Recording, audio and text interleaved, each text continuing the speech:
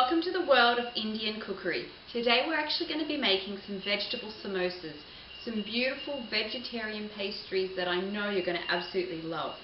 Now I want to go through the equipment that you'll need and the ingredients that we'll need to make this dish. So first off, we'll need to make sure you have a fry pan, we'll need a wooden spoon for mixing, we'll need a saucepan for boiling. We're going to be boiling those potatoes shortly. You'll need a measuring cup to measure your water for your potatoes. You'll need a cutting board for your food preparation, and you'll also need a knife.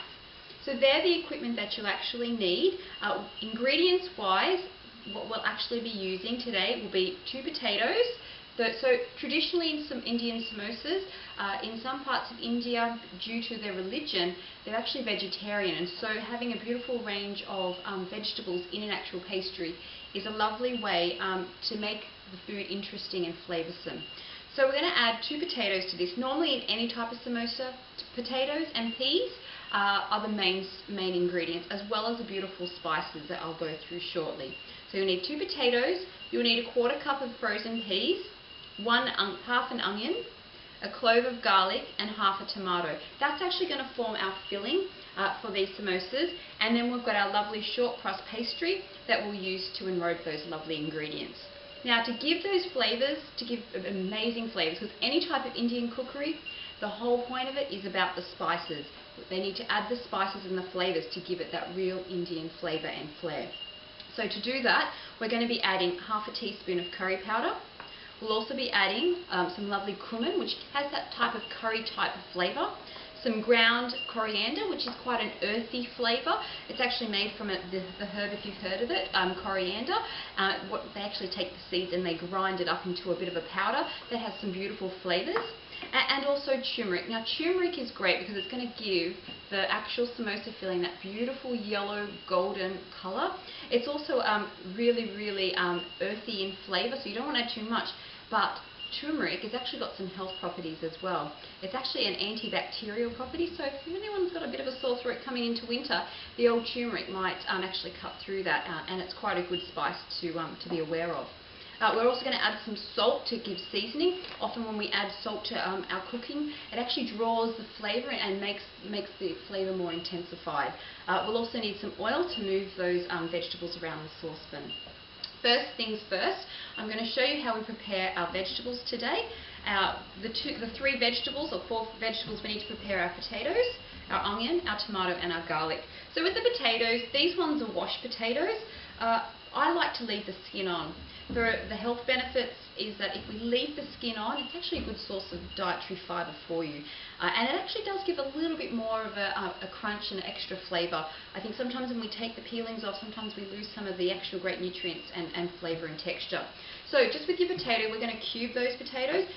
That way, by cubing them to small pieces, it'll only take 5 minutes to boil up. So I'm just going to slice them into thin rounds, just like that. Then all I want to do is, now with these ends, I normally leave them last, so I'll lay them out the front. Now with these, the inner bits of the potato, you can actually stack them, and then you can cut your cubes all in one hit there. So all you want to do is cut sort of battens, and then to cube it, you just want to cut into little cubes like so. Okay, so once that is done, you can clear your board up and you can actually place those potatoes straight into your saucepan that's waiting there ready to go. Now I'll do the same. I've got my stack of potatoes, okay, and I'm just going to cube them up. Nice and easy, nothing hard. Remember to watch your fingers, the claw, keep them nice and tight. You don't want to lose any fingers, especially for our young budding chefs out there. Okay, so our lovely stack of potatoes can go straight in to our saucepan. Now with the ends, we tend to have to be a little bit more careful with these ones, so I'll just cut those ends up individually rather than stacking them. They're a bit awkward in their sort of shape, but like in any kitchen, I don't like a lot of waste, so we're not going to get rid of that. We're going to use every last skerrick of that potato into our saucepan, ready to be our most delicious filling. So just keeping that nice and tidy and neat. Okay. And there's our beautiful potatoes ready to go. Sometimes if you have a pile of food, all you can do is just use your hand and then just carefully direct that food straight to where you need it to go. Okay, so the potatoes are ready. All you need to do then is to add your 1 cup of water. You don't need to add a lot of water, it's just enough to bring it to the boil. If you add too much water, it's going to take longer to cook. So the cup of water is perfect for that. So that can go on to the heat, and we'll look at that shortly. Now, for our next bit of preparation, let's have a look at our onion. Now, all I want to do with the onion, I want to cut half moons, that's probably the easiest, and then to cut in the opposite direction. So I'm just going to cut, sometimes I like to just hold on to that there, just cut down, okay, try and keep it into its crescent shape if you can, just stack it back in. If it falls out, that's okay. And then we're going to cut the other way, so I'm going to sort of hold that food together with my claw, and I'm going to very carefully cut that onion. I'm going to dice it. Okay. Now, a fine dice is what we need for this recipe. We want all the ingredients to be nice and uniform in size. So that's really important that you get that accurate. Okay. Now, once my onion is completely done, I'm going to place that on my preparation plate. I'll just put that way so you can see. And that's one little section of our vegetables prepared. Next, with our tomato, I'm just going to take half a tomato. Again, similar situation with our onion, is that I want to cut it into the half moon shape one way, and then I want to cut back and go the other way. So I'm literally cutting in two directions, okay? And that way I'm going to get, don't forget, you can hold the food in your claw, keep your fingers in, that way we're not going to have any slippery accidents. And tomato is a little bit slippery, so you do need to be a little bit more cautious. So that's our beautiful tomato cut and chopped. Again, I'm going to place that onto our preparation tray in a little pile. This way it just keeps all our vegetables all ready to go when I'm ready to cook shortly. Now, the last little preparation is the garlic clove. So I'm just going to top and tail. By topping and tailing, I mean we're cutting the top and the end to clean it up. Often when we have vegetables, they grow in the ground with their roots and what have you, so we tend to want to sort of neaten that up. And then I'm just going to, so there's my garlic clove peeled, I'm going to finely chop that. So just again, holding the garlic clove in my claw with my fingers tucked in, I'm just going to go one way. Remember, we're working two directions here, and then I'm going to work the other way, okay? And that way we'll get a nice fine dice of garlic. Nobody wants a chunk of garlic, so let's keep it nice and fine. If you get stuck on the knife, just carefully run your fingers. Now, you can try the rocking motion with your hand balanced at the end and just your fingers at the top. You can just rock backwards and forwards, bring the knife in, bring the food in, and then you can go the other way. It's a nice, easy way to chop up, say, like herbs, garlic, or if you want to go through and finely dice your onions further.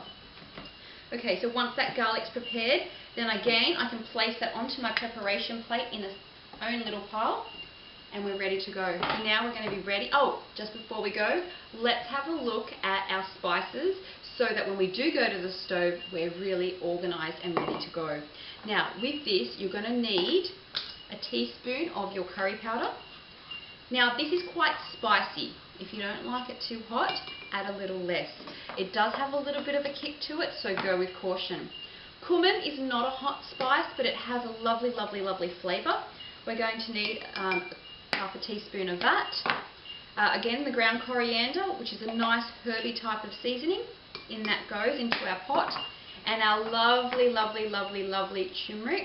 I'm just going to take the lid off here for colour, flavour and beautiful health benefits. Okay, so essentially there we've got our spice mixture. That's going to add our lovely, lovely, lovely flavours when we come to cooking very shortly. Okay, so now we're ready to actually do the cooking for our samosas, for our filling. So I've got the potatoes. They have now been boiled and drained, and they're in the bowl ready for the next stage. But before we get to the potatoes, we actually need to cook off and fry up our onion and our spices. Remember, those spices are aromatic, and the heat's actually going to release a lot of those flavours. So first things first, we need to add a little bit of oil to the fry pan. About a tablespoon will do that. So in goes the oil. So that's going to heat up. While that's heating up in the nice hot fry pan, it's on a low to medium heat. I'm just going to put in our prepared onion. That's going to take the longest to cook. So So that's just going to go into the pan. I can already hear the sizzle. And now we're going to actually fry that until it's soft and translucent. So at the moment you can see in the pan the onion's quite white. When it actually is cooked, it actually goes nice and clear. So that's how you know when onion is cooked. Now you often hear the terms in cooking, sauté. Now sauté in French, we need to make things soft, okay? So often the first stage of any type of cooking is to sauté. So I'm actually sautéing the onions until they're nice and soft. And that might take about a minute to 2 minutes. Once that onion is softened, then we can move on to the next stage of adding the spices to the fry pan. So just stirring that around. We want to keep it moving, so just keep moving that onion around that fry pan. Otherwise it's going to burn in one part, and you'll often see the sugar in the onion will be caramelized. We don't really want caramelization on the onions here. It's not going to be one of those onion jams, okay? We're just adding the flavor component. So we'll just keep moving that around. And that's smelling already beautiful. I wish we had smell-o-vision so you could actually smell how wonderful it actually does. And once we add those spices, it's going to smell even more amazing. Okay, so just turning that around. It's almost just about there. Be patient with it. This part will take a few minutes to cook right. Now for that, so to add our spices now, we're actually just going to pour in. Remember we had our lovely curry powder, our cumin, our ground coriander, and don't forget your half a teaspoon of salt. That's actually going to give that flavour right in there. Okay, so that just gets mixed up into the onion mixture in the fry pan. Now this is a pretty critical stage. You need to keep stirring while the curry spices are in the pan, otherwise it's going to stick and burn, and there's nothing worse than tasting burnt Indian spices. So please really stir that pot well.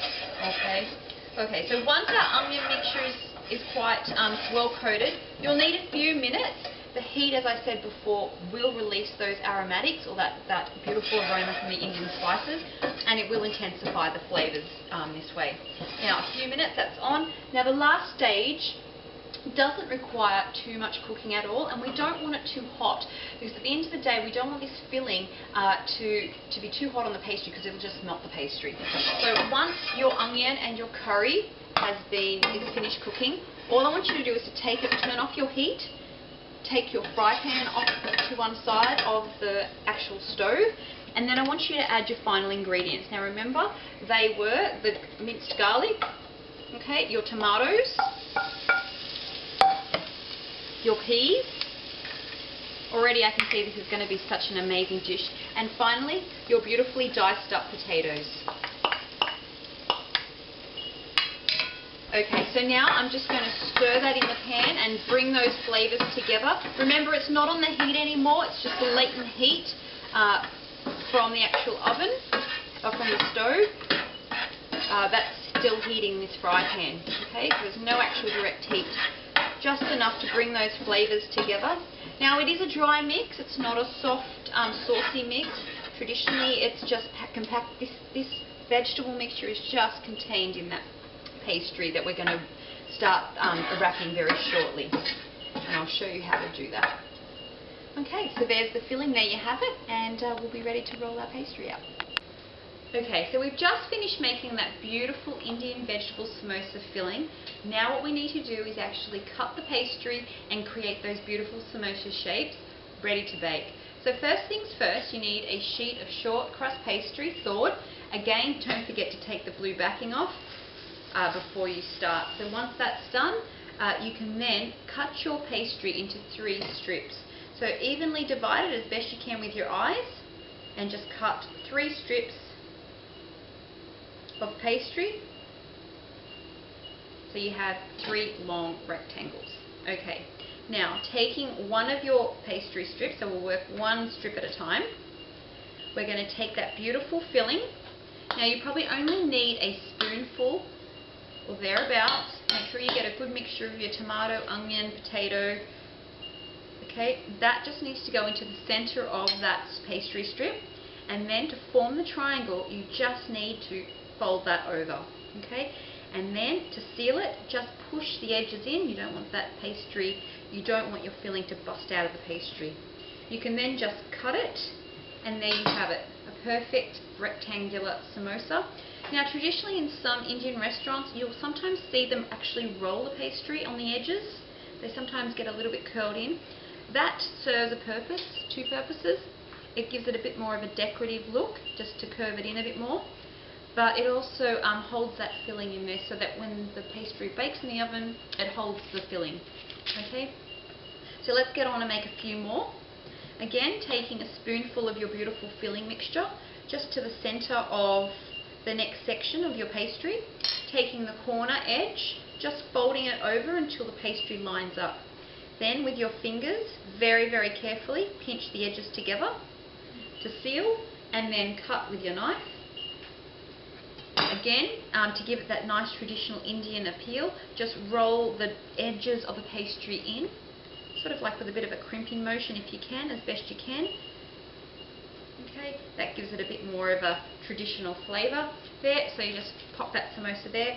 And then you should have like a small square. So with each of these squares, each of these rectangular strips, you'll make at least 3 samosas out of that. So you should hopefully get a really good number of samosas to take home with you after prac. Okay, so again, taking the edge, once the fillings, if you have too much, don't be afraid to put some back, and just crimp it together. Remember, just pushing the edges in, sealing that, and then if you want that more traditional flavour, just roll those corners or those edges back in, and that gives that traditional samosa sort of look. Now traditionally, samosas are actually deep fried in India, and it actually causes the pastry to get really bubbly and rich and crispy, absolutely beautiful. But for the sake of this recipe, I actually created a recipe that's a little bit more healthier, mindful of our health.